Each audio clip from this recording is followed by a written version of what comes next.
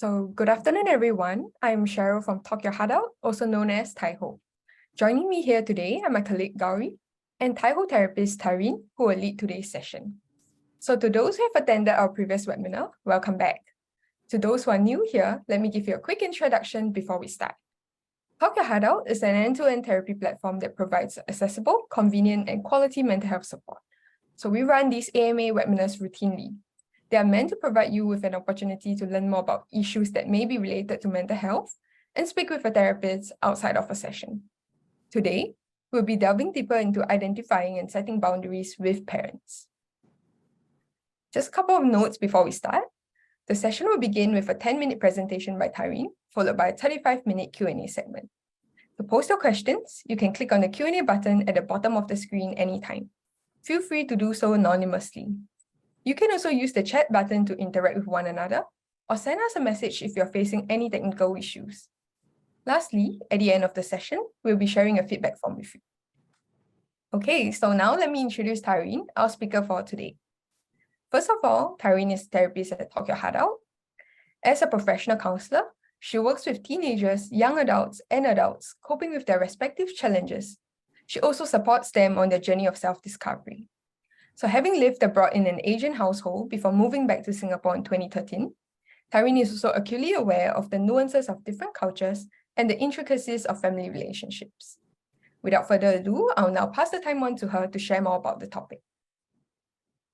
Hi, Cheryl. Thank you for having me on the show today. Okay, so what we'll do is we'll just start with what we're going to cover today. So some of the points that we'll be covering today: the importance of boundaries in the parent-child relationship. We'll be covering signs that it's time to work on your boundaries, reasons behind the lack of boundaries, and ways to identify and set healthy boundaries. Okay, so getting started. Boundaries and their importance in the parent-child relationship. So boundaries are a means of describing how close we let others get to us. So the first thing that a boundary can do is it can help us set clear lines in our relationships and gives us a greater sense of control. So what happens is that once we are setting a clear boundary, we become more in control of what goes on in our lives. They guide us in determining how much we're willing to give or take in a relationship before something needs to change. So having boundaries means that we're able to keep an eye on what's happening in our relationships. Are we feeling like we're giving too much or taking too much in a relationship? If we are, that's when we know that something needs to change. They also ensure that resentment and grievances towards parents don't build up.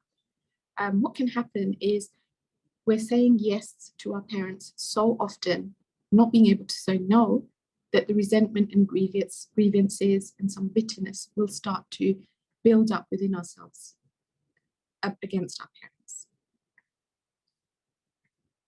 Okay, so signs that it's time to work on your boundaries. The first would be you hesitate to make decisions without consulting your parents. So you're at a point in life where you are fully capable of making decisions without consulting your parents. But what you find is that you're unable to do so. And often you're back and forth with your parents discussing different subjects, trying to make a decision because you're unable to do it on your own. Secondly, you often receive unsolicited advice from your parents. So, you're a grown up, but you're still being told, do this, do that, don't do it like this, do it like that. But you're fully capable of actually, navigating your own life. That will be the second sign. The third, you find the relationship you have with your parents straining. So you're accommodating your parents to such an extent that you're actually not meeting your own needs. And what happens is you end up often feeling really drained and fatigued when you've spent time with your parents. And that's one of the signs. The next is you say yes to please your parents at your expense. So basically, you're always saying yes. You're unable to say no. And what you realize is that when you are saying no, it's at your own expense. And you may be feeling those feelings of unhappiness and bitterness. So reasons behind the lack of boundaries with our parents. The first one I would point out is cultural norms. Often we find that, especially in Asia, we will notice that the cultural norms is, parents have most say in the running of a family, which then means that children are often sort of unable to speak up and join in family sort of conversations. And perhaps boundaries doesn't even appear to be part of the vocabulary in Asian households. The family hierarchy. So again, if we're looking at sort of Asia, being here in Singapore, we'll notice that there is a family hierarchy. Parents tend to be at the top of the hierarchy and children are next in line. But what we'll often find is that parents are the ones making the decisions for the whole family without involving the children. The inability to articulate our needs. So many of us have grown up without being able to speak our needs. It's not been encouraged. So we've become adults and we have absolutely no idea how to let someone else know what we need. So this is something we have to learn. And finally, the strong need to please others. So again, we've been conditioned from childhood to have a strong need to please others. And when we don't, we often feel very uncomfortable and we may feel guilt or feel uncomfortable. So that would be the final reason why we lack boundaries. So ways to identify and set healthy boundaries with our parents. The first point would be recognize your needs. So what is it that you actually need? You have to recognize it yourself. So for example, there could be certain things in life like your education or your job, for example, where you realize that you know what you need and you have to make that decision yourself without having input from anyone else. The second part is coming up with the clear boundaries. So again, what is it that you want and what is the boundary that you want to incorporate into your life? Thirdly, believe that these are the right boundaries for yourself and make a list of the reasons for your boundaries. And these will have to be very solid reasons so that you'll be able to stick to them. So once you know what your boundaries are and you've made a decision, I would advise you to sit down and make a list of all the reasons why you have chosen to have this boundary and why it's important for you, so that, when you are ready to implement, you are fully aware of why you have made this decision. The next point is implement your boundaries. And this can be done overtly, where you are clearly stating to your parents what your boundaries are. So you may sit down with them and say, okay, in relation to my education, this is what I would like to pursue. So you're being very clear that you've made a decision and this is something that they can support you in. Next, actually keeping your boundaries. So this is why it's important to like your reasons for your boundaries. So you will notice that there will be some pushback. So when there is pushback, it's important that your reasons for your boundaries are very strong and that you like them. So it helps you to continue and sort of be firm with your choices. Okay. So things to know when setting boundaries with your parents. So these are just some additional thoughts. So be aware of your own cultural norms when deciding on your boundaries. So, whether you're sort of from the Western culture or from Eastern culture, we understand that our cultural norms are different. And so we may have to approach setting boundaries slightly differently. So, take note of what your culture is before deciding and proceeding with your boundaries. The next point, sort of remain respectful and kind towards your parents.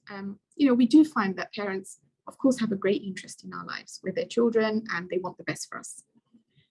So we have to sort of remember that and be respectful and kind towards our parents. And I think following on from that, I would say validate their feelings and their concern for you. So let them know that, you do appreciate their care, you do appreciate their concern. And based on that, you would like to implement some boundaries. And be polite but firm. So again, when we're talking about being firm, it's being able to hold your own once you've made those decisions. Be open to having a conversation with your parents about your needs. So be ready and think through what you might like to talk to them about and how you will go about letting your parents know what your needs are, because this is an important part of the process. Finally, assess your situation carefully before putting your plan into action. So here I would say, assess your own situation, and your situation is going to be completely different from somebody else's. So, your cultural norms, the way your family work, who else is important in your family that may be also having an impact on your boundaries. So assess your situation and then proceed to making a plan. I would suggest that you practice the shared suggestions wherever you can. So you might want to slowly start to implement some of them. It's unlikely that you sort of decide, right, I'm changing everything about my life and my boundaries and sort of start implementing them all at once. So I would suggest start with small steps and then keep a diary or a journal to chart your progress. This will help you to see where are things working well, where are they not working well. And once you're able to recognize that, you can make the improvements that's required. Okay, thank you so much, Tarin, for the presentation. Next, we'll be moving on to the Q&A segment. But before we start, let me quickly go through our 3 ground rules. The first will be to respect the floor, where we listen when others are speaking or sharing, even if we may be in disagreement. The second is to keep an open mind and welcome the different perspectives shared. The last is to stay on point. Let's ask questions or start discussions that are relevant to the topic, especially in the interest of time. Also, just wanted to reiterate again, you may send your questions in anonymously via the Q&A button. But if you prefer to speak up later, you can actually raise your hand via the raise hand button and we will unmute you. But in this case, we will address you by the name you have indicated. That's all I have. Feel free to send your questions in.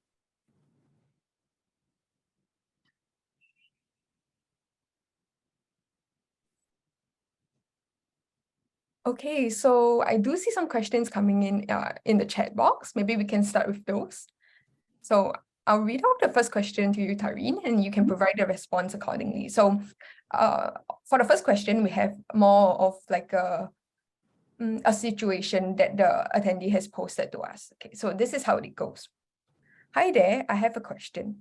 My mother is very involved in my son's education. As my husband is not from here, I'm guessing not from maybe perhaps Singapore, yeah, and not familiar with the school system.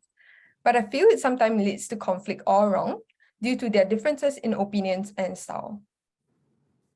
So how can the person possibly tackle, say, communicating with their parent as to maybe not interfering with a specific sector of their lives, perhaps in the education of the child? So I would say this is like a 3 generation in one situation, right? Where we have the son, and then the mother who's probably the one who posted the question, and then their mother. Yeah. Yeah. Okay. Again, I think it's important to clarify what your needs are. So, what do you want for your son? And this is something that you will discuss with your husband. And once you two are sort of clear on what you want for your son, I would say, again, make a list of the reasons why you've made this decision and sit down with your mother and have a chat. And you may even have to explain that, look, my partner is from a different part of the world and his understanding of our culture is quite different. And we need to come to a sort of midpoint. We need to meet each other and give her an opportunity to speak as well. Let her know that you do validate her, you do value her opinion, but there comes a point where you and your husband do need to sort of step in and take over. This is your son's future. So I would say, have that conversation. And it might not feel comfortable if you've never done it before, but you may have to be really brave. Okay, thank you for your insights, Tarin. I guess that could be a helpful starting point for them because, in this situation, it's a little bit tricky, but you have like a parent who's wanting to get involved and maybe they think that they are doing something to help with the situation, So say the attendee's husband is not around, so the parent might feel like, oh, I'm actually helping out, providing advice. I'm just wanting the best for my grandkid. But that's not how the attendee may feel. So perhaps voicing this to the parent and coming to a compromise can be a great way to start, and also maybe gently letting them know about where the boundary lies. Okay, so the next question comes, it deals a bit about the feelings that come with setting boundaries. So this is how it goes. How do you overcome the guilt that comes with setting boundaries, especially when it comes to a family that does not even understand the concept of boundaries in the first place? Yeah, that's a very common feeling that we experience. Again, I'm going to just go back and talk about our childhood. Often we are conditioned to please others. So this is how we live our lives. We're always busy pleasing others. And what often happens is when we're trying to please others, we're not able to say no, and we're not able to meet our own needs. So when we're pleasing others, we're always saying yes. And on the occasions that we try to say no, we have this overwhelming feeling of guilt, and we just don't know how to cope with that. And it can become very, very heavy for us. This is something, completely outside of our comfort zone. So, I think first you have to recognize what you're feeling and understand what's going on within you. Assess your situation. When I'm setting a boundary, this particular boundary, am I doing anything to upset anyone? Am I doing anything that's really going to harm someone? Or am I just trying to meet some needs that for myself that have never been met before? And yes, absolutely agree that there are many families who haven't heard of the word boundaries. So again, it's kind of very gently introducing the idea to them. You may have to sit down with your parents and talk about your needs. Let them know that they can help you to meet your needs. That might be one of the ways you can approach the situation. Okay, thank you for the insights once again, Tarin. I guess it all boils down to the feelings that we experience, right? So in this case, guilt. And I would say that's, as you said, pretty normal since there is a reversal of roles going on. In the past, our parents are usually the ones setting limits about what we can or cannot do. And so we tend to just follow through and listen. And now when the time comes and the table seems to be turned, where we are the ones, setting boundaries for them, feelings of guilt can, surface without us knowing, and then it can be also difficult for us to deal with them. So whatever you shared can perhaps help this person to navigate this guilt and even know what to do for their next step. Okay, so we have another question that is a bit similar to this one in that it deals with guilt, but there is a caveat because there is an additional action being taken. So perhaps I'll read the question out first and we can dissect them together. Okay, so this is how it goes. I have been unable to sometimes be true to my parents. For instance, I wanted to live on my own in a different city just because I want to live independently and have full control of my life. So here they kind of set out like what is it that they want. And then the difficulty of being true to their parents. Okay, so this is the second part. But I know it will be a hard discussion with them as they would want me to live nearby, and I don't like them making me sad. Hence, I lied to them by saying that my company wants me to work in a different city. How can I cope with the guilt? So I guess here the guilt comes twofold, right? It's not just about setting boundaries, but it's also about the action that comes because of setting this boundary. So in this case, the attendee has perhaps come up with a lie, like maybe a white lie that doesn't hurt anyone. But at the end of the day, that feeling still sticks. And so how do you perhaps deal with the repercussions of setting boundaries in this case? Yeah, it's very, very common to feel very uncomfortable when we're setting boundaries. That's the first, because it may be that we've never done it before. So the first thing is we will feel uncomfortable. Secondly, I would say go back to your reasons for wanting to set this boundary and make sure that you feel worthy of them, you feel comfortable with them, and you are ready to kind of follow through. So, you yourself have to be prepared. The guilt feeling that follows afterwards, it is something that is actually very personal, and it's something that you have to work through. And one of the ways could be journaling, to help you understand, why am I feeling such guilt? I can hear from this person's question that, there's a lot of love and respect for their parents. And, they have to remember they're not abandoning their parents. They're just saying, look, I just want to experience a new city, a different way of life. So, the parents perhaps need some reassurance that, look, my child isn't sort of giving up on me. They're still there. They're just a little bit further away. So I think, definitely taking it in steps. And then the final part would be, that the sort of person who's asked the question, feeling that immense amount of guilt.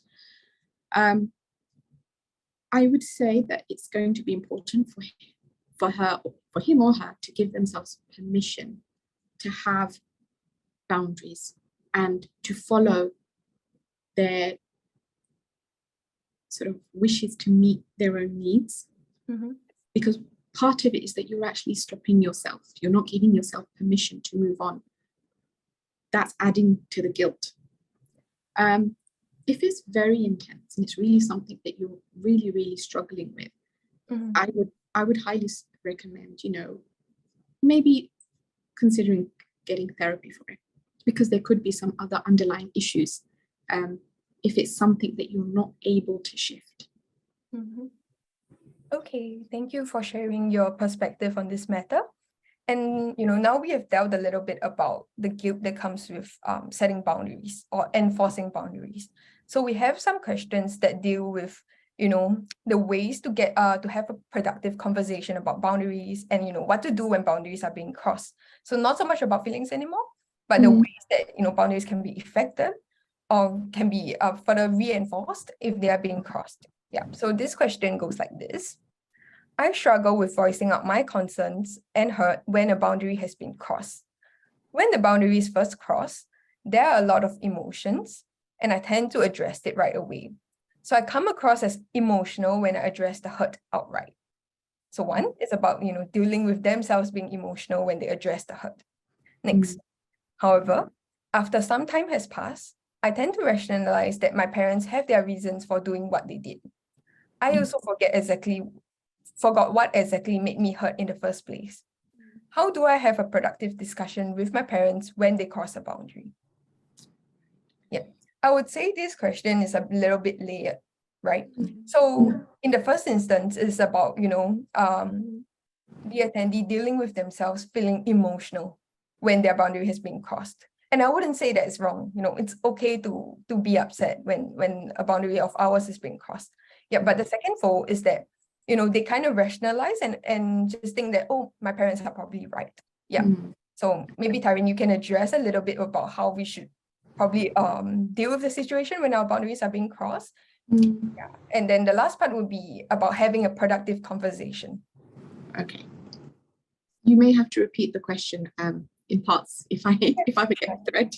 Okay, so the first part is the emotional part of it when your boundaries are crossed. And the person mentioned that, they may sort of react because they are feeling emotional. I think the first part is that, look, you are very much aware of what's going on. So you have a high level of self-awareness. You know that you're becoming emotional, and then you know that you're reacting. So that's the first step to understanding what's going on with yourself. So what I would say is you're recognizing what's going on at that point in time. You're recognizing that my emotions are becoming quite sort of high, whichever way they might be going. It could be particularly sad, it could be particularly agitated. There's a lot of emotions that we might feel. So once you recognize this, I would say that at that point, it'd be a good idea to step away from that conversation. It's unlikely that you can have a productive conversation at that time, because what's happening is just that you're being reactive, as opposed to being able to think through what it is that you need and what it is that you want to say. So at that stage, sort of the very first point, you could perhaps say, look, Mum, I think I need a few minutes. Let's get back to this, maybe a bit later in the day. Let's just go to our rooms, have a cup of tea, Step away is what I would say. And take yourself away and allow yourself to feel those emotions and recognize what's going on within you. What is it that you're feeling? Am I feeling really angry? Or am I just feeling really upset and sad? So that when you recognize what you're feeling, you're able to then convey to your parents at a later stage. So, this time that you're going to give yourself is going to be able to help you sort of calm those emotions down and help you to understand what it is you're feeling. So I think that's a really important first step. The second point that you mentioned was, so what's happening next is this person becomes quite rational, is that right? And then they decide that their parents correct? Okay, so a little bit more about that would be they start to think that, okay, maybe their parents know what's best. And their parents might just be right, and they tend to forget what exactly, made them feel the way they did in the first place. Right, okay. So at this point, I would say that what's happening is, what you're recognizing within yourself is that you're actually not having any boundaries at all. Like I said before, you do need to have good reasons for your boundaries, and you have to understand why you want them. So why do I want this particular thing for myself? We're at a stage where we're unable to make our own decisions. And that is why we rationalize and say, okay, I think my parents made the right decision here. They know best. And what might be happening is we're trying to sort of move towards independence. But there's a bit of a clash because our parents are still in a place where they think we're dependent on them. And actually we are. But at the same time, we need some independence. So when we're moving from dependence towards independence, it becomes a little bit tricky because the relationship is beginning to change. So I think what you have to realize is that, am I ready for a little bit of independence? Or am I still allowing myself to be dependent on my parents? And is that why I'm rationalizing what's going on and then saying, oh, I think my parents are right because I'm not quite ready to be independent and make some decisions? So that might be the second sort of point to consider. And the third part you mentioned was having a productive conversation? Yeah. Okay. This can always be quite difficult because I think every relationship is different. Some child-parent relationships have easy communication and some don't. So I think what I would say is be prepared for your conversation before you go into it. Be ready for what you're going to communicate to your parents. And again, it goes back to sort of the list, what your needs are, what are your boundaries, and why you have them. In this conversation, you can validate your parents' concern. You can let them know that you understand their point of view, and you see that it is a good point of view. But you do have your own needs. So it's really about being clear in that communication. And what you'll find is once you've kind of assessed that emotion that you'd been feeling earlier, and you've given yourself that time to sit down and understand what you're feeling, know why it's happening, you become a little bit calmer.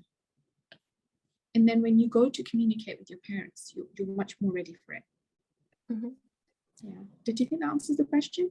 Yeah, I believe so. I think I'm really in depth as well, like the 3 different parts of their question. Yeah, and I really like the point about recognizing your own feelings and validating them. Because I think most of us, like when the boundaries cross, maybe we would want to be the peacekeeper and not react too much, And even though we feel upset, we kind of like blame ourselves for feeling that way. Instead of thinking, why is this person crossing my boundary? It becomes like, oh, it's about me being emotional. So the problem shifts a bit with that. Yeah, so I'm really glad that you mentioned a point about validating our own feelings. And even like down to the preparation of points to say when we communicate our boundaries. So that could perhaps give us a better flow when we start a conversation, especially when it might not be an easy one. Yeah. Okay, so the next one also deals a little bit about the difficulty of enforcing boundaries. Yeah, so this is how it goes. if I have already communicated with my mother about my boundaries and they continue to be ignored, when I talk to her about it, she says she understands, but then continues to cross these boundaries. In her mind, she thinks she's helping, but she isn't. Rejecting her help makes her feel unappreciated and affects her mental health negatively. So I would say the question perhaps could be about maybe how can the attendee deal with a situation like that, where your parents take offense and could perhaps feel unappreciated, and their mental health may even be affected. So there are a bit of like repercussions to that. Yeah. Yeah. Okay. That's quite a tricky one, actually. Yeah. And it is very specific. I think I would start with saying, right, it's great to hear that you've tried, you know, and you are trying to set boundaries. You may need to look at how you've been going about it to start with. You know, think about, what have I tried in the past and how did it work out? So for example, you know, you've gone ahead, you've set this boundary, your mum's thinking, oh yeah, I think I'm accommodating. Yep, this is great.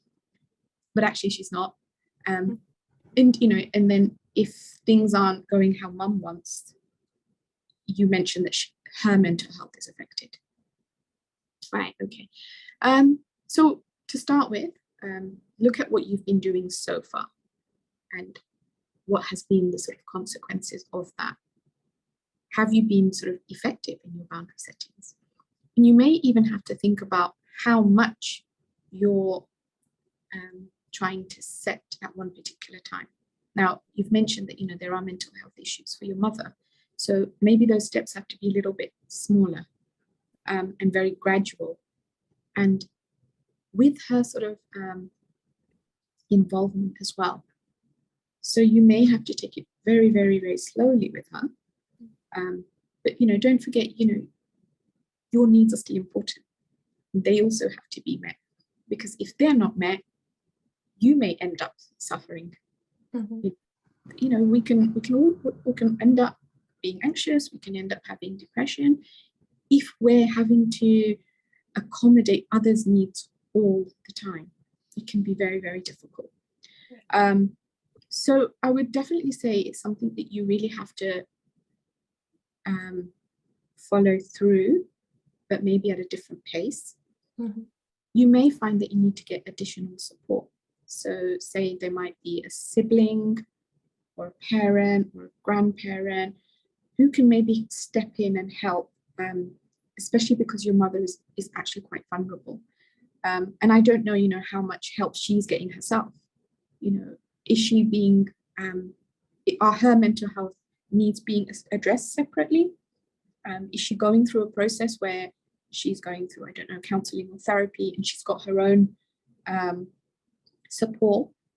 Or is it just, you know, a family situation where you're supporting each other? You may have to look at how you're supporting each other and find a new way of operating within your family. Okay, thank you for sharing that. I guess it is quite difficult because now we know boundaries are not just about, you know, the person's actions or behaviors. It can actually affect down to their mental health, the relationship and all that. And because of that, we carry the burden of it, you know, of like feeling guilty, feeling perhaps upset. Yeah, so it's probably good to kind of reevaluate the situation from time to time and also see how our parents are taking it. But at the same time, I think what you mentioned about assessing the situation is great, because we have to ensure that our needs are still being met, right? We can't be the ones giving in all the time, especially when it's easy with boundaries, because, you know, enforcing them requires effort, commitment and all that. So it's easier to fall back to old patterns instead of enforcing boundaries. Yeah. Okay, so thank you for sharing that. Now, the next question, I think, deals a little bit more about religion and maybe about culture as well. So I think, Tarin, you mentioned a bit about culture in your points when talking about boundaries, about being mindful of them especially. So this is how it goes. My partner and I don't plan to get married, but my parents are very adamant that we do so as they are very traditional. And because we are not of the same faith, my parents want my partner to renounce his faith before they will provide their blessings for our relationship. My partner is also angry at my parents and refused to meet them to talk about it. So I'm stuck between these two parties. Yeah.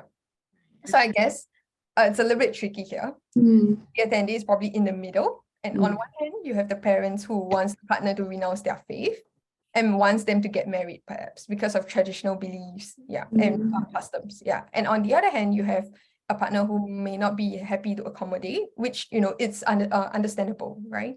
Yeah. And is also angry at their parents.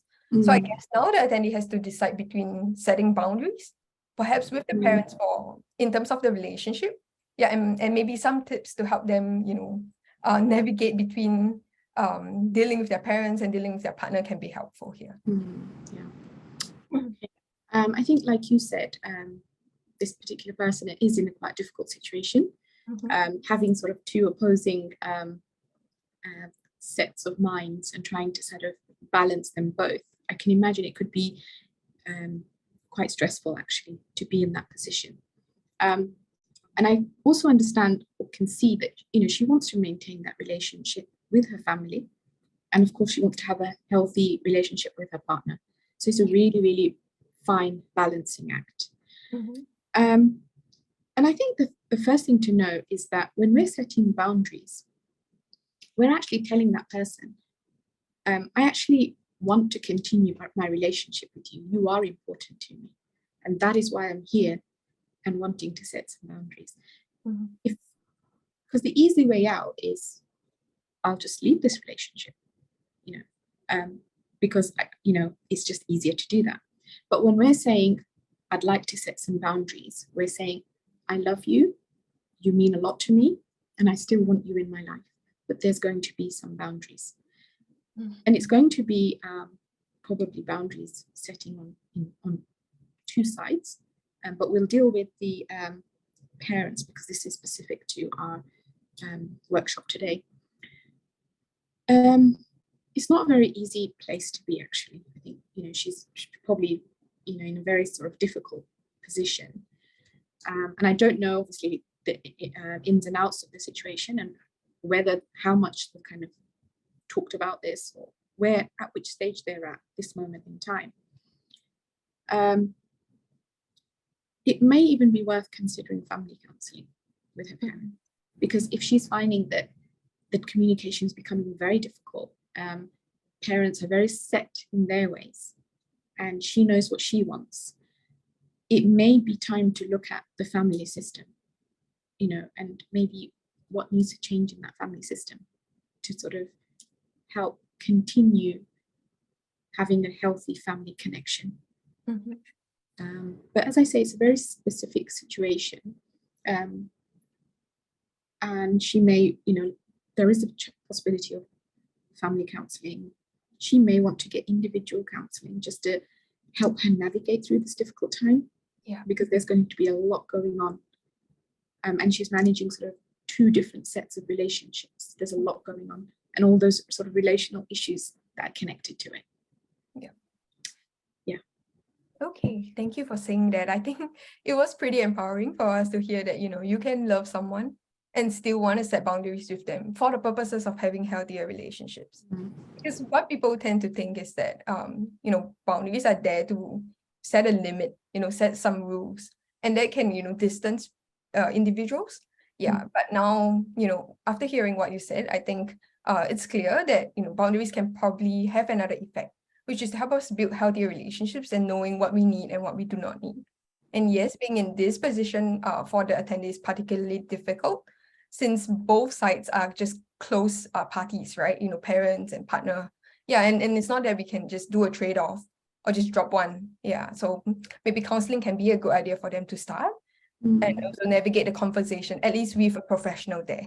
So things don't get out of hand and they don't spark another debate or argument in the household. Okay. So I have another question here that's quite interesting. It deals with the lack of boundaries that parents themselves have. So this is how it goes. My parents don't have boundaries themselves. They drop everything for us. Hence, it is very difficult for them to understand if I want to establish boundaries, and they will be hurt. How do we manage this dynamic? Now, I thought this question was really interesting because in Asian household, we have hierarchy probably, but we also do have parents that are like, just do whatever you want, I support you in everything. And, just let us have our ways. So I guess for this attendee, it's difficult since, my parents don't have boundaries. How can I make sure they understand this concept well and then not get hurt by my actions? Yeah. Yeah, that's a really good one, actually. And I think a lot of us probably have seen this, maybe lived through it. Yeah. Okay, so what we're looking at is parents who don't have boundaries, and perhaps their expectations of us is probably a lot higher, because what's happening in that relationship is, as you said, parents probably drop everything for their child. So when it comes to that being reciprocated, maybe it's hard for that child to be able to sort of drop everything and attend to their parents' needs. It's quite a tricky one, actually, but I'm sure it's a very sort of popular one, I would think. I would say that the boundary setting would probably have to be a little bit of a slow process here. Okay. And it will take some time. Yeah. There's going to be a lot of sort of reassurance for the parents, a lot of validation of their love and care, how much it does mean to you. But also communicating what your needs are, articulating it really well. This is also something we're not used to. We don't know how to tell people what our needs are. So when you're trying to set those boundaries,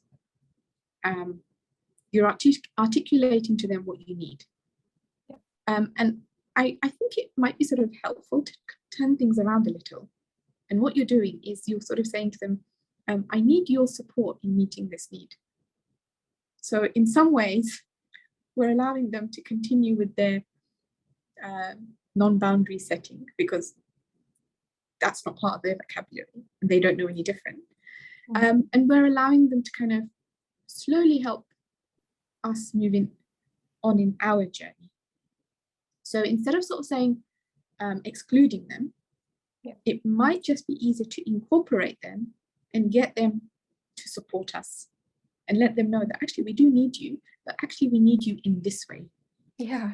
So we're articulating, I need your help, but can you help me with this and not that?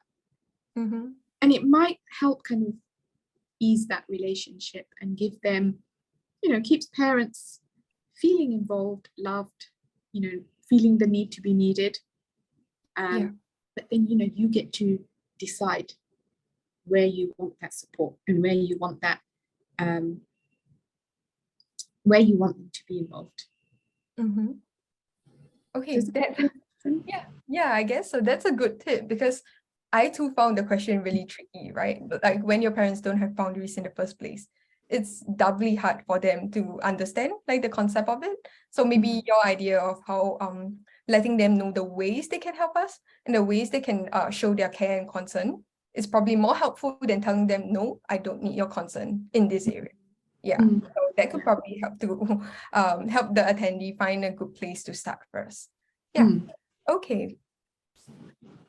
Now we have another question that's about knowing when our boundaries are reasonable.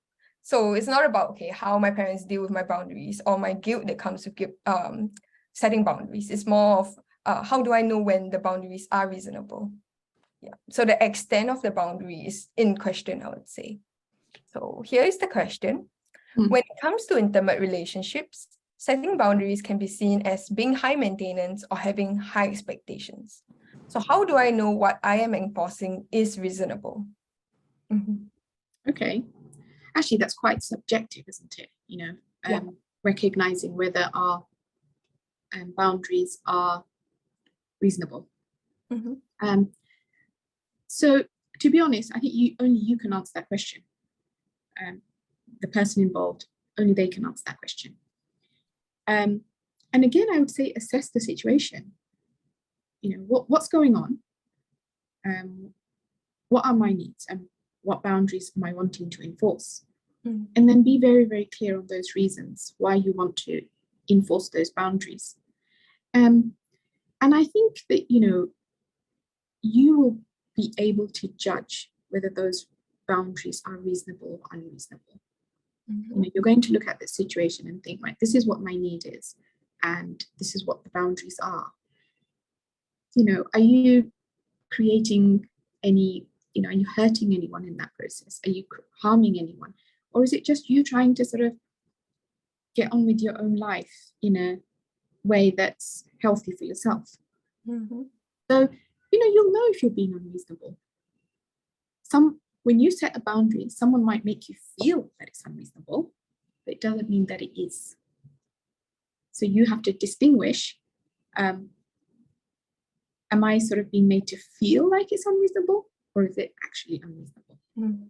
And when you go through, when you sit down, you assess the situation and you look at what it is that you've made a decision on, you'll be able to see if you're being reasonable or not. And just be aware that, am I being made to feel unreasonable? There's a big difference. Yeah. Okay. Yeah, I guess those two feelings can sometimes conflict, like whether we are really being unreasonable or just being made by another person to feel that way. Yeah, and also because everyone responds to boundaries differently, right? So what someone can take or find reasonable might not be what another feels. So it's probably best to reflect a little bit. But at the same time, I really like that point about how we are the ones who know best, right? Like as to how the other party might take it, how the other party might feel, and how we then feel in response to their reaction. Okay, so I think we have a little bit more time for one last question. And this one can perhaps, clear the floor a bit in terms of what is an example of a good boundary vs an example of a bad boundary. So if we have some examples, it's probably clearer as to what kind of boundaries we can set, although that can look different for everyone, right? So here is the question. What is an example of a good boundary set with a parent and an example of a bad boundary set with a parent? So Tarin, do you have perhaps some examples on the top of your head that you can share with us? Like what a good boundary composes of, maybe? That's a good question, actually. Yeah, particularly because if I can add, there are like many different types of boundaries all around, right? You have emotional boundaries, you have physical boundaries, and even spatial boundaries, like, oh, don't come into my space, and all that. Yeah. Yeah.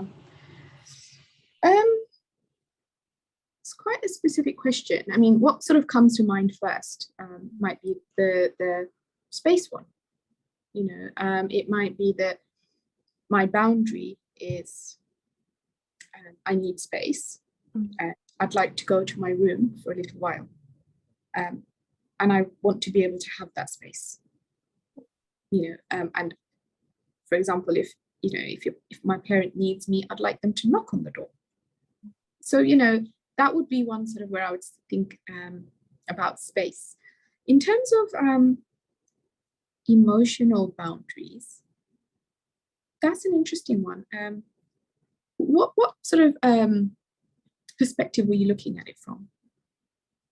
I think the question was more general, but I was just thinking like perhaps emotional boundaries in terms of how close we let others get to us and things like that. Yeah, because we might value our own privacy and how we're feeling and may not be wanting to share about it all the time.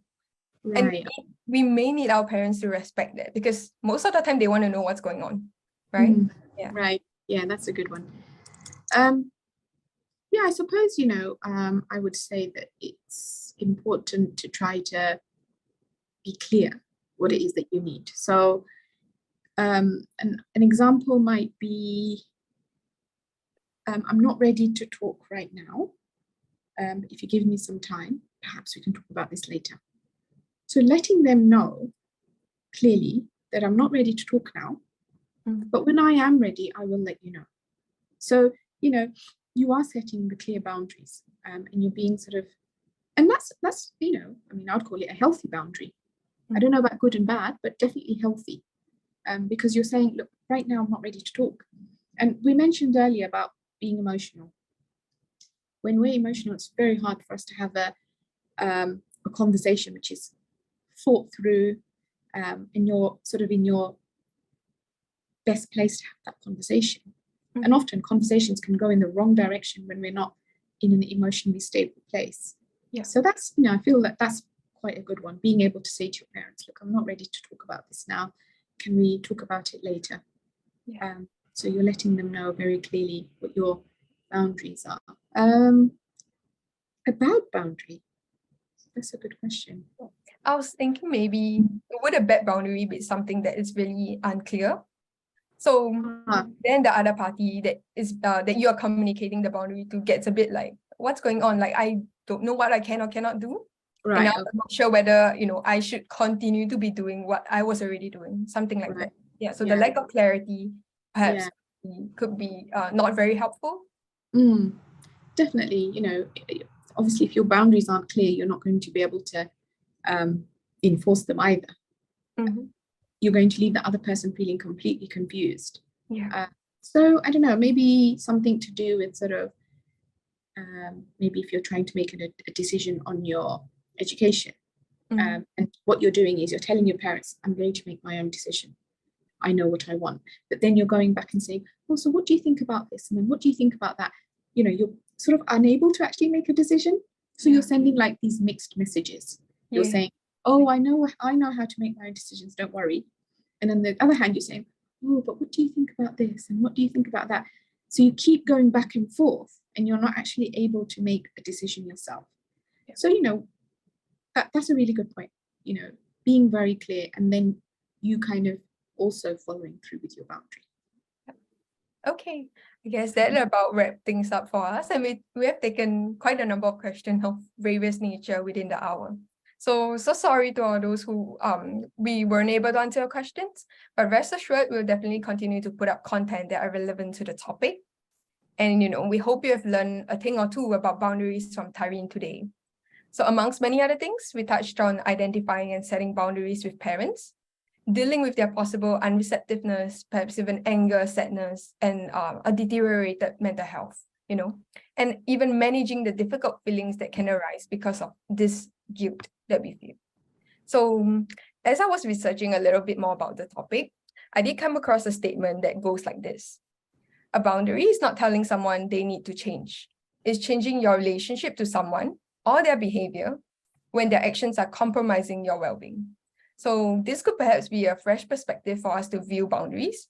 And I hope this gives you the courage to set some of your own, even if you have been having trouble doing so. So I'll leave you with that. And now it's our turn to hear from you. So please fill out the feedback form by scanning this QR code on the screen or by clicking the link in the chat. So you can share how you found today's session and how we can improve our future ones. So we would love to hear from you. So, do provide us with your feedback, especially if you have also attended our previous ones. What else would you like to see, like perhaps a poll or more interactive segment and things like that? Yeah. And thank you so much, Tarin, for joining us here today and answering all the different questions live. You're most welcome. It's been a pleasure. Yeah. Okay. Okay, if you have left us our feedback, I think we have another slide that's about the topics that we could cover next. So if you have any suggestions on what you would like to see, let us know, and we will incorporate that in our future webinars. Yeah. So once again, thank you so much, all of you, for spending an hour of your day with us. And we hope, for those in Singapore at least, this was a productive lunchtime for you. Okay, and the conversation might have been a little bit heavy for some of us. So I hope you take in what you have heard and can carry on with the rest of your day as per normal. Yeah, and we hope to see you in our next one as well. Bye everyone. Feel free to drop off whenever you're done filling in our feedback form, of course. Thank you.